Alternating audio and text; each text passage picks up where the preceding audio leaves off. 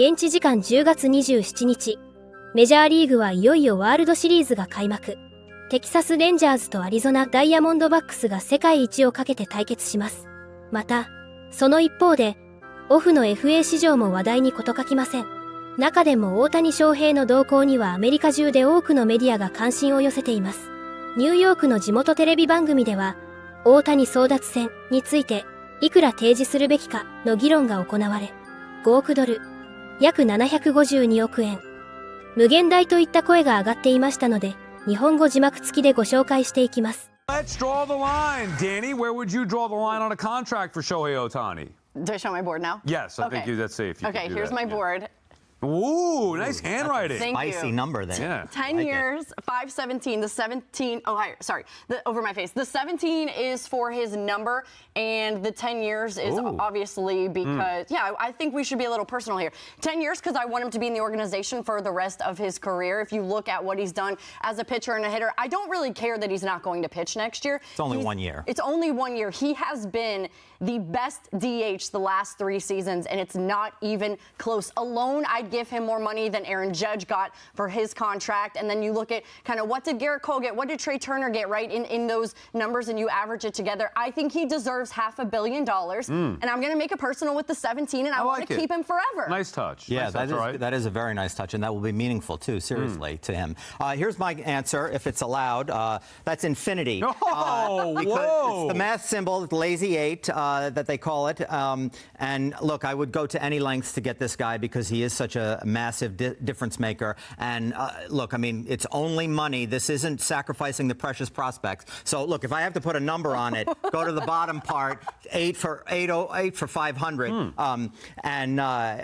You know, that would be where I would go to, and then probably beyond. But my real answer is infinity. Interesting. Infinity and beyond. I didn't Buzz know Lightyear that was, there, exactly. I didn't know that was the case. I am going to go 10 years, $500 million. And look, What does that say? King Cohen. Look, that's a little crown right there. That's a crown. King Cohen. Okay. Hi, Mom. 10 years, $500 million. Look, I like that you went over the $500 million. I don't know if I could go that far. As much as I want King Cohen. But Cohen can. I know, and he will if he thinks that that's going to send him over the edge. He will. $500 million is a lot. When he comes back and pitches again in 25, he's worth the 500 plus. Yeah, absolutely. He's worth $50 million a year, no doubt about it. Well, So Verlander, he gave Verlander and Scherzer $43 million a year. They don't hit 40 bombs a year, too. Right, but think about what we're talking about. For a guy who's already out for next year pitching, look, I respect it, Dave. I give you credit. You went bolder than I would in that spot. I just feel like, me personally, I have to draw the line at $500 million. But, hey, I hope they get him. You're not getting Ohtani, I am. No, yeah, that's right. And plus, we could give him pizza in New York, which is always a selling point. また、エンゼルス番記者で大谷入団から1460日密着取材著者のジェフ・フレッチャー氏が、アメリカの番組に出演し、大谷がエンゼルスで残した功績を称えていましたので、こちらも日本語字幕付きでご紹介していきます。So Jeff, you have a book out called Showtime, which is all about Shohei Ohtani. Tell us a little bit about it for those who haven't read it just yet, and then also, how did you get started or wanted to write the novel? Well, it is basically the story of Shohei Ohtani's baseball career, starting when he was in Japan, growing up in high school, playing for the Fighters in Japan for 5 years, and then the whole process of coming to the major leagues and picking the Angels, and then the ups and downs of his first few years with the Angels, which a lot of people may have forgotten about because, you know, they knew that he showed up and he was great, and then he sort of disappeared for a little while because he was hurt and inconsistent. And then all of a sudden, in the 4th year, he was great again. But there was a lot that happened in years 1, 2, 3 that got him to year 4. And hopefully this book, you know, catches everybody up on all that missed all that. And the paperback version now has an update on year 5, which is 2022, and the WBC. So anybody who just wants to sort of know how Shohei Ohtani got to be what he is, this is definitely the book they should read. And certainly there's a good chance he's going to be on another team coming up next year. So hopefully the fans of that team, whatever team it is, will want to pick up the book to sort of get caught up. Okay. Now, obviously you said the book paperback version ends at the 2022 season. Is there going to be another update to the book that includes this previously ended season of 2023? Not right now. There's a Japanese version I'm working on right now that will go all the way through, his signing with a new team. So that's, not going to be available till next year. But as far as the English version goes, the most updated version is through the WBC. Okay, perfect.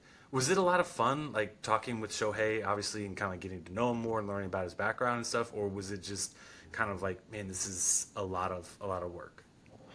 Well, it was definitely fun. It was a good experience to write a book, and he's a great subject. I didn't really get to know him, quote unquote, that well because he doesn't really sit down and do, really reflective interviews. It's pretty much you talk to him when he's talking about the games that he's played in or that kind of thing. So most of what you learn about him is from other people that you talk to about him.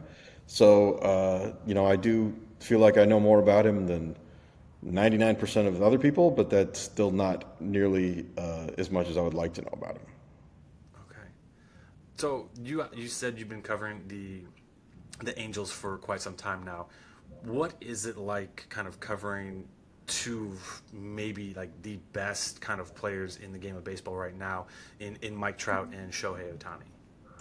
I mean, it's pretty incredible. I try not to take it for granted. They're two very different players.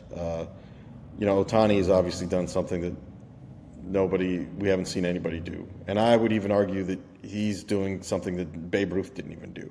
Because Babe Ruth didn't even want to be a two-way player. It was sort of like an accident that he was a pitcher, and then he realized he could hit, and then he didn't want to pitch anymore. And there were a couple of years where he was in transition where he did both, but that was sort of just a part of getting from A to B, not really the planned destination as it is with Ohtani.